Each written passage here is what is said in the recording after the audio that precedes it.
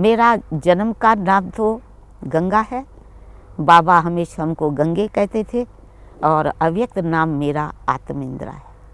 पद तो एक ही परमपिता परमात्मा ने हम बच्चों को दिया ही है, क्योंकि हम मास्टर नॉलेजफुल है, पीसफुल है, पावरफुल है, सक्सेसफुल है। हाँ, बाकी ये है कि वर्तमान समय सेवा के निमित्त हम उत्तर प्रदेश के सेवाओं में तत्पर है और मेरा निवास स्थान कानपुर है। उस समय मेरी उम्र लगभग 12 साल की थी। वैसे तो मैं ट्रांस में नहीं गई थी, लेकिन मुझे ऐसे ही ज्योति बिंदु प्रकाश का साक्षात्कार समय प्रति समय होता ही रहा और आज भी कभी कभी हो ही जाता है, आंखें खुलते ही। मेरे परिवार में मेरे साथ मेरी बड़ी सिस्टर थी, लेकिन वो कुछ दिनों के बाद उन्होंने शादी कर ली और हम अकेले, और मेरा बाबा मेरे साथ ऐसे ही हमारा चलना हुआ। पहले तो शुरू में नहीं रोका, लेकिन जब हमारे इंस्टीट्यूशन के ऊपर कुछ लोगों ने ऐतराज़ उठाया कि ये ज्ञान इतना ऊंचा है और आज ये कुमारियाँ ऐसा न हो कि मीरा समान बने और शादी करने के लिए कुछ ना करे, इनकार करे, तो अभी से इनको रोको। इसलिए फिर उन्होंने हमको रोकना शुरू किया। माता को, परिवार को हम बहुत अच्छी तरह से समझाते रहे, सुनाते रहे, उनको बहुत अच्छा भी लगता था। लेकिन उनका ये कहना था कि ज्ञान आपका बहुत अच्छा है और पिताश्री आप लोगों को बहुत अच्छी शिक्षा भी दे रहे हैं, लेकिन यहाँ की जो समाज है उसके आगे हमको जो है ज़रूर ऐसा कुछ कदम उठाना पड़ता है ताकि उन को ये बात थोड़ी बुरी लगती है, इसलिए हम आपको रोकते हैं। लेकिन फिर भी हम उनको किसी न किसी प्रकार से समझाते रहते थे और हमारा समय प्रति समय सत्संग में आना जाना लगा रहा। फिर पिताश्री जी ने हम कन्याओं के लिए एक स्कूल खोला था, जिसमें हमको ये आध्यात्मिक शिक्षा भी मिलती थी और वैसे राज विद्या भी मिलती थी। उसकी मैंने उनसे छुट्टी ली थी, तब हम फिर वहाँ जाते थे रोज़ क्लास पढ़ने के लिए। क्योंकि मेरे जीवन का अनुभव तो बहुत बड़ा है कि जब पिताश्री जी और सारी सनिसा के भाई बहनें कराची में शिफ्ट हुए तो हमको उन्होंने बहुत रोका और 2 दिन मेरे आगे कुर्सी बिठा के बैठे थे कि किसी प्रकार से ये जावे नहीं। लेकिन मुझे फिर भी संकल्प चलता रहता था कि मुझे अवश्य जाना है। तो हम अपने आप को गुप्त रूप धारण कर करके हम जाए और जा करके सभी से मिले, अच्छी तरह से पिताश्री जी से मिले। उसके बाद फिर हमारे लौकिक संबंधियों ने, जो एनटीओ मंडली ने उनको प्रेरणा दी, तो उन्होंने एक हम सगीर बहनों के लिए वारंट की सिस्टम चालू की। ब्रिटिश गवर्नमेंट का राज्य था, तो हम लोग सगीर होने के नाते वारंट के ज़रिए अपने लौकिक परिवार में चले गए। फिर उन्होंने हमको इस ज्ञान से मोड़ने के लिए बहुत प्रकार के प्रयत्न किए और मुझे याद है कि लगभग 6 मास मेरे ऊपर तांत्रिक और जादू का उन्होंने अच्छी तरह से जो है इस्तेमाल किया, लेकिन इसमें वो सफल नहीं हुए। फिर कुछ दिनों के बाद में हमको ऐसा कुछ मौका मिल गया जो हमको जो है फिर से अपने परिवार से मिलने के लिए बहुत इच्छा हुई, क्योंकि जिन्होंने ज्ञान अमृत पिया तो उनकी तो जीवन ऐसी रही जैसे एक मछली को नीर से निकाल दो तो उनके अंदर कितनी तड़फन होती है। मुझे भी दिल में बहुत तड़फन होती थी कि मैं वो अमृत पीऊँ जिस अमृत ने हम लोगों की जीवन इतनी ऊंची बनाई है। तो एक बारी फिर हम किसी तरह से अपने घर से निकल के एक परिवार में पहुंच गए और रात के समय फिर हम अपना रूप बदल करके फिर हम पिताश्री से मिलने गए। वहाँ भी हम 2-4 दिन रहे। उसके बाद फिर हमको पिताश्री जी ने कहा कि बच्ची, कायदे के प्रमाण ये तो ज़रूर है ही कि जाना तो पड़ेगा ही। हाँ, जब शुरू में पिकेटिंग हुई थी हैदराबाद सिंध में, तो उस समय में जैसे मुझे बहनों के द्वारा मालूम पड़ा कि इस प्रकार से छोटी छोटी बच्चियों को रोका गया है और इस प्रकार से सारे देश के, हमारे भारत के कहो, हैदराबाद सिंध के कहो, बड़े बड़े लोग वहाँ पहुँचे हुए हैं, अंदर जाने नहीं दे रहे हैं, तो मुझे भी उछल आई कि मैं भी जाऊँगी।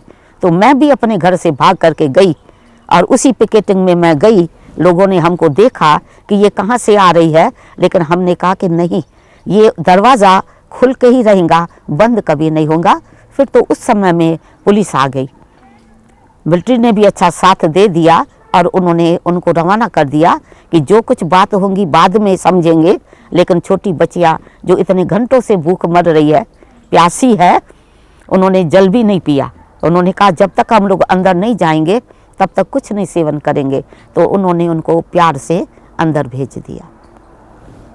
अनेक प्रकार के रुकावटें आई। जैसे हमारी ओम मंडली का नाम बाला था तो उसके अगेंस्ट में एंटी ओम मंडली बन गई। उन्होंने भिन्न भिन्न प्रकार से इस ओम मंडली को समाप्त करने के लिए अनेक प्रकार के प्रयत्न किए, लेकिन बेचारे सफल नहीं रहे। और इसी प्रकार से उन्होंने एक दिन जो है गवर्नमेंट हाउस के आगे हमारे माताओं को ले आए और बैठ कर पिकेटिंग कराई, भूख हड़ताल कराई। ब्रिटिश गवर्नमेंट समझ नहीं पाई, आखिर भी हिंदू रिलीजन और इसमें इतनी ये सारी बहनें माताएं और इतना अच्छा जीवन बना रही है और उनके लौकिक संबंधी इतना अगेंस्ट क्यों चल रही है, उनके बुद्धि में ऐसी बात समझ में नहीं आती थी। फिर उन्होंने किसी एक को नियुक्त किया जो वहाँ का बहुत बड़ा व्यक्ति था। उन्होंने हम लोगों को 3 दिन अपने पास रखा और हमारे संबंधियों को भी रखा और हर प्रकार की बातें हम लोगों से पूछी, आपको क्या मिल रहा है पिताश्री से और क्या आपकी जीवन बनी है, सनी साहब का क्या कार्य कर रही है। जब उन्होंने सुना तो उसके ऊपर बड़ा प्रभाव पड़ा। उन्होंने कहा ऐसी देवियों की तो आज हमारे देश में बहुत आवश्यकता है। फिर 3 दिन के बाद जजमेंट होनी थी, सारे अखबार वाले भी आ गए, हमारे संबंधी भी खड़े थे और लोग भी आसपास के आ गए। तो उन्होंने कहा मैंने इनके जीवन को अच्छी तरह से स्टडी किया और इनकी नॉलेज हमने सुनी, तो मैं तो यही जजमेंट में कहूँगा कि ऐसे देवियों की इस देश में बहुत बहुत आवश्यकता है। तो हमारे संबंधियों को समझाया कि ये आपके पास आती जाती रहेंगी, लेकिन आप इनको रोक नहीं सकते हो। तो 2 साल के बाद वो आत्मा निमित्त बनी जिन्होंने हम कई बहनों को बंधन मुक्त बनाया। हम लोगों को किसी बात का कोई भी भय नहीं था और जो भी वास्तव में मिलिट्री थी उनको हमारे लिए बहुत अच्छा ही जैसे रिगार्ड था। वो कहते थे कि आप लोग तो सचमुच फरिश्ते हो, खुदा के फरिश्ते भेजे हुए हो, हम आपको कोई भी तकलीफ़ नहीं देंगे। तो जब भी सिविल वार होती थी या ऐसा कोई भी प्रकार का घमसान होता था, वो स्वयं हमारे पास मिलिट्री भेज देते थे। ये तो रही उनके तरफ से सुरक्षा। बाकी तो परमपिता परमात्मा वो तो हम बच्चों का सदा ही हर प्रकार से सुरक्षा करने के लिए हर रीति से बहुत कुछ हम लोगों की छत्र छाया के रूप में काम किया। आप जान सकते हैं बंगलों की कितनी छोटी सी दीवारें होती है, कोई भी व्यक्ति फांद के चले आवे। जैसे कई परिवारों में वो लोग घुस गए और दरवाज़ा तोड़ करके भी कईयों को उन्होंने ख़त्म किया, लेकिन वहाँ किसकी हिम्मत ही नहीं पड़ी जो वहाँ अंदर आ कर के कुछ कर सके अथवा पाँव भी रख सके। हमारी तो दिनचर्या ही ऐसी थी, कम में कम हमारा 8 घंटा दिनचर्या में योग कार्यक्रम चलता रहता था। सवेरे 3 बजे से लेकर के बीच बीच में अनेक बारी हमारे कार्यक्रम होते थे और ज्ञान की क्लासेस भी चलती थी, साथ साथ कर्मणा सेवा भी, क्योंकि हम इतने 400 भाई बहने थे तो अपने लिए ही हम लोग बाहर किसी के हाथ का भोजन नहीं खाते, तो अपने लिए हम लोगों को सब कुछ करना पड़ता था, भोजन अपने हाथों से बनाना पड़ता था। तो सब कार्य होते हुए भी हम लोग सब कार्य करते, मनसा वाचा कर्मणा तीनों प्रकार की सेवाओं में तत्पर रहे। पिताश्री जी ने हमको यज्ञ में रहते हुए इतने प्रकार के बाण भरे और सदा उन्होंने इस प्रकार की हमको जो है वरदान दिया कि बच्ची तुमको विद्वान आचार्य पंडितों को बाण मारना है। और इस रीति से हमको अनेक प्रकार की ट्रेनिंग भी देते ही रहे, ये उसकी विशेष कृपा रही। तो कुछ दिनों के बाद पिताश्री जी ने कहा बच्ची अब तो जाना है, ऐसा मत समझो कि बाप केवल तुम बच्चों के लिए आए हैं, अगर सिंध की माला है तो बाहर के भी मेरे बहुत भक्त हैं, वो भी मुझे याद करते हैं, तो जाना पड़ेगा। ज्ञान सागर से ज्ञान गंगाओं को जा कर के पतितों को पावन बनाना है। तो बाबा ने कहा बच्ची जाओ, दिल्ली में लाल किले पर जाके झंडा लहराओ। तो मेरी साथी मनोहर बहन थी, उसको हमने साथी बनाया और दोनों ही बाप दादा से अनेक प्रकार की शक्ति लेकर के सबसे पहले हम लोग दिल्ली पधारे।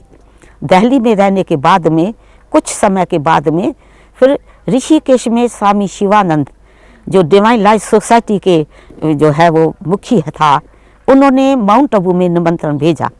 तो पिताश्री जी ने मुझे लिखा कि मातेश्वरी तो नहीं जा पाएंगी, अब आपको वहाँ जाना होगा। तो ऐसे ही फिर मेरे साथ में 2 बहनें थी और आनंद किशोर भाई थे। हम सभी जो है उनके निमंत्रण पर ऋषिकेश में गए, जहाँ भी वर्ल्ड पीस कॉन्फ्रेंस थी। और उस कॉन्फ्रेंस में इतना ही उन्हों को प्रभाव रहा जो हम लोगों को जापान का भी उन्होंने निमंत्रण दिया। यहाँ से फिर हमारी विदेश की भी सेवा चालू रही। मैं सन 1954 में जब महाकुंभ हुआ था, तो उस महाकुंभ से ही हमको निमंत्रण मिला कानपुर में आने के लिए। लोगों ने कहा आप लोगों की इतनी ऊंची शिक्षा है और ये तो सबके लिए आवश्यक है, इसलिए आप ऐसे नहीं लौट के जाएंगे, कानपुर अवश्य आना होगा। निमंत्रण तो 1 हफ्ते का था, लेकिन 1 हफ्ता तो क्या, आज हमको कानपुर में 44 वर्ष हो गए जब से हमारे उत्तर प्रदेश की अथवा अनेक प्रकार के स्थानों की सेवा चल रही है। ये कानपुर का पहला सेंटर है जो पिताश्री जी ने अपने प्रेरणा से खुलवाया था। और उन्होंने कहा कि अभी जो है कानपुर के बच्चों को भी इस प्रकार से सेवा में लगाना है। तो अक्सर करके जब सर्दी की मौसम होती थी तो कानपुर के बच्चे बाबा को यहाँ रहने नहीं देते थे। हम सब बच्चे बाबा वहाँ है और आप यहाँ अकेले हैं, तो बाबा को बुला लेते थे। इसलिए अक्सर करके 2-2.5 मास के लिए कभी मातेश्वरी कभी पिताश्री मतलब कानपुर में उन्हों का सदैव रहना होता ही था। और एक ऐसा युगल निमित्त बना जिसके पास बहुत अच्छा रहने का प्रबंध था, उसका नाम भी कर्मा बाई थी। और जो लिखा हुआ है शास्त्रों में कि भगवान ने भी कर्मा बाई की खिचड़ी खाई, तो सचमुच वो जैसे कल्प पहले वाली गोपिका थी। और उनका लौकिक पति भी ऐसा ही रहा जिनका अटूट प्यार बाबा से रहा। और कानपुर के अनेक अच्छे इंटेलिजेंट युगल भी कपल तैयार हो गए जो बाबा को फिर कानपुर में इनवाइट करते रहते थे। ऐसा था कि एक तो जब हम बांदेली थे तो जंजीरों के अंदर मुझे बांध कर रखा था। 2 महीना मेरा ये पाठ चला। जब मैं कहीं उठूं तो ताला खोला जावे और फिर बंद किया जावे। तो मुझे ये याद आया कि भागवत में जो हिस्ट्री है वो कल्प पहले वाली रिपीट हो रही है। और इसके बाद जब हमको पिताश्री जी ने इस सेवा में भेजा तो सेवा में अनेक प्रकार की बातें हम लोगों के सामने आई, लेकिन हम लोगों ने हंस हंस के उन्हीं सभी बातों को जो है पार किया। कोई हमको ईसाई समझते थे, कोई हमको कुछ समझते थे, किसी प्रकार से इज्जत भी देते थे और थोड़े दिन के बाद में उनके मन में न जाने इधर उधर से सुन करके क्या संशय पैदा होता था, तो इस रीति से भी वो कहते थे। लेकिन हम लोग तो जानते थे धर्म स्थापना का कार्य है, तो उसमें ये सभी बातें तो अवश्य आएंगी। एक बात नहीं, अनेक प्रकार की बातें आई। तो मुझे ये बात याद आई, जब हम सिंध में थे तो सुना करते थे दिल्ली का लड्डू खाना तो भी पछताना और ना खाना तो भी पछताना। तो हमने एक अनुभव किया कि सचमुच जो है कितनी सेवा करने में जो है कई बातों की कठिनाई आती है, लेकिन बाप दादा सदा साथ रहा, उनकी शक्ति थी। कोई न कोई ऐसा भक्त निमित्त बन जाता था जो हमको कभी जमुना घाट, कभी गौरी शंकर मंदिर में, कभी कहीं, जो कभी भी हम लोगों ने जीवन में इस प्रकार से तो ऐसी जीवन व्यतीत नहीं की, लेकिन हंसते हंसते कभी भी अपन को अकेला नहीं समझा बाप दादा हमारे साथ है। और वो साथी हमको हर प्रकार का बल देता रहा और छत्र छाया में जैसे रखा। अनेक प्रकार के व्यक्तियाँ भी कहीं बुरी नज़रों से भी हमको देखने लगे और सामने आने लगे। अच्छा, इस प्रकार के तांत्रिक लोग भी बहुत आए कि हम इनका ज्ञान और योग किसी भी तरह से भ्रष्ट कर देवे, लेकिन वह भी सफल नहीं हुए और अंत में उन को चरणों में झुकना ही पड़ा। हाँ, बाबा हमेशा कहते थे बच्चे कोई बात नहीं है, ये तो धर्म के धक्के है, वो तो अवश्य खाने पड़ेंगे। विश्व का राजभाग पाना है तो बच्चे कुछ तो धर्म के, धर्म पिताओं ने भी बहुत कुछ सहन किया है, तो आप भी धर्म के पिता के बच्चे हो ना, तो ज़रूर है ये धर्म के धक्के भी खाने पड़ेंगे। मैं भी तो देखो रास्ते में चलते फंस गया, क्योंकि मेरी तो लौकिक दुनिया में बहुत इज्जत थी, लेकिन परमात्मा ने जब से मुझे अपना बनाया तो मुझे कितनी ना गालियाँ खानी पड़ी। तो आप बच्चों को भी इसी प्रकार से अगर थोड़ी बहुत गालियाँ मिल जाती है तो कोई बड़ी बात नहीं है। उनकी ये बातें सुन करके हम लोग बहुत बहुत मुस्कुराते थे और बड़ी भारी बात भी एकदम जैसे हल्की हो जाती थी, क्योंकि बाबा हमेशा हम लोगों को सिखाते थे कि ड्रामा के ढाल पर खड़े रहो बच्चे, ये तो सब कुछ होना ही है, नथिंग न्यू। तो नथिंग न्यू का पाठ पढ़ाया तो हम लोगों को कोई भी बात ऐसी भारी नहीं लगती थी। बाबा के अव्यक्त होने के बाद जैसे अव्यक्त बाप दादा ने बाबी दादी को निमित्त बनाया, मैं सदा उनको उसी रूप में देखती हूँ और ऐसा ही सदा उनको रिगार्ड देती हूँ कि मेरे लिए साक्षात जैसे ये बाप दादा का रूप है। वो जो हमको आज्ञा देंगी, जैसे हमको चलाएंगी, जो भी हमको प्रेरणा देंगी, उसका पालन सहज ही मैं कर लेती हूँ। मेरे मन में किसी भी प्रकार का कोई प्रश्न नहीं और ऐसी दैवी परिवार को भी हम सदा प्रेरणा देते रहते हैं, क्योंकि शुरू से ही बाबा ने ये सिखाया कि एक छोटी बच्ची जिसको मैं समझो इंचार्ज बनाता हूँ तो आपको इतनी इज्जत देनी है जैसे बाप दादा को मातेश्वरी को इज्जत देते हो, रिगार्ड रखाना। ये बाबा ने हमको ऐसी शिक्षा अपने होते भी दे रखी थी। एक बारी ऐसा हुआ, बाबा ने एक बच्ची को एक हफ्ते के लिए कंट्रोलर बना दिया और वो जो हम लोगों को डायरेक्शन देती थी हम लोग उसको मानते थे। तो वो शिक्षा जो हमारे कण कण में भरी हुई थी, तो हम दादी को भी साक्षात उसी रूप में ही सदा देखते आए और आज भी देख रहे हैं। नहीं, हमको ज़रा भी संशय नहीं आ सकता, क्योंकि हम जानते हैं कि ये ड्रामा जो है अनादि बना बनाया है। हमारे शास्त्रों में भी लिखा हुआ है कि उन्होंने जब विदाई ली है तो अर्जुन को कहा है कि भाई आप इन शक्तियों को संभालना। हमारे शास्त्रों में भी ऐसी बातें हैं। तो इसी प्रकार से पांडवों को कहा ये शक्तियाँ हैं, तो ये पाठ खुलने वाला था। और बाबा साकार में भी कहते थे बच्चे कभी भी समझो ये ब्रह्मा चला जावे तो आप लोगों को कभी भी ये संशय नहीं आना चाहिए, क्योंकि ब्रह्मा की आत्मा अविनाशी है। भले शरीर से व्यक्त, शरीर से वो उपराम है, लेकिन वो सदा समझो है ही। और आज भी हम देख रहे हैं कि स्थूल शरीर से बाबा भले जो है अव्यक्त हो गए, लेकिन अव्यक्त रूप में तो हम बच्चों की पालना कर रहे हैं और आज भी हम सब बच्चों को आदेश निर्देश वही दे रहे हैं हर कार्य के लिए। इसलिए मेरे मन में कभी भी कोई भी प्रकार का संशय नहीं उत्पन्न हुआ और ये मुझे बहुत खुशी है। शुरू से लेकर के ही मुझे कभी भी किसी प्रकार का भी संकल्प आवे, संशय आवे, ऐसा कभी भी मेरा माइंड नहीं रहा। ये मेरी सौभाग्य की बात है। जो प्यारे बाप दादा हम बच्चों को शिक्षा देते हैं फरिश्ता बनने का, सम्मान बनने का, तो हमारा पूरा ध्यान इसी बात पर ही रहता है कि जिस रीति से प्यारे बाप दादा ने अपने आप को सम्मान बनाया, चाहे ईश्वरी परिवार के पालना में, चाहे ईश्वरी सेवा में, जन जन के सेवा में, चाहे स्वयं की स्वस्थिति जो कभी भी परिस्थिति में आकर के नीचे ऊपर न होवे, सदा अचल स्थिर रहे, इसी बात को लेकर के ही हमारा विशेष ध्यान रहता है। अर्थात निरंतर योगी बन के हम सारा कार्य करें, कर्म योगी भी रहे, इसके लिए विशेष अटेंशन है और इसमें हमको कोई कठिनाई महसूस नहीं होती है। नेचुरल योग कैसे लगाना है ये हमको कभी पुरुषार्थ नहीं करना पड़ता है। जैसे नेचुरल मैं और मेरा बाबा, तीसरा कोई है ही नहीं, इसलिए मुझे और कोई व्यक्ति दिखाई नहीं देती जिसको मैं याद करूं या उसके साथ मेरा लगाव रहे। मैं तो सारे विश्व की आत्माओं को यही संदेश दूंगी कि वो हमारा परलौकिक बाप इस विश्व को बदलने के लिए अर्थात सुखमय संसार की रचना करने के लिए आ चुके हैं। अर्थात वो अपना कार्य भी वायदे अनुसार पूरा कर रहे हैं। तो आप अपने बाप को पहचानो और बाप से सुख और शांति पवित्रता का वर्षा दो, अथवा ईश्वरी जन्म सिद्ध अधिकार जिसको विश्व का राजभाग कहते हैं उसको स्वतः ही प्राप्त करो, जिसके लिए आपको कोई मेहनत नहीं करनी है। सिर्फ आपको अपने आप को थोड़ा बदलना होगा। जो हमारे अंदर में कोई भी आसरी स्वभाव संस्कार है, केवल उसके ऊपर हम थोड़ा ध्यान देवे और स्वयं को बदले, तो बदलने का विश्व का कार्य तो पिता परमात्मा कर रहा है। अवश्य वो अपने आप को बदलेंगे, आने वाले नई दुनिया में अपना पाठ नूंदेंगे अथवा भाग्य प्राप्त करेंगे।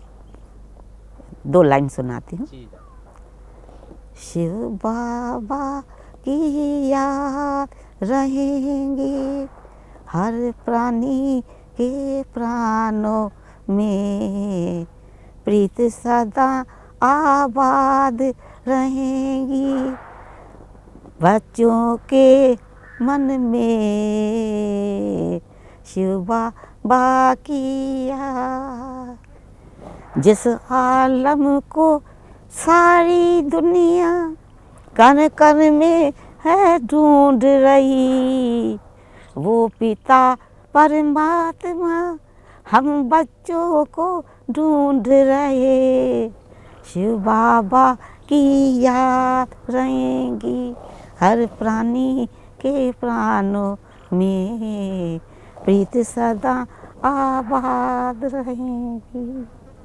ओम शांति। शुक्रिया।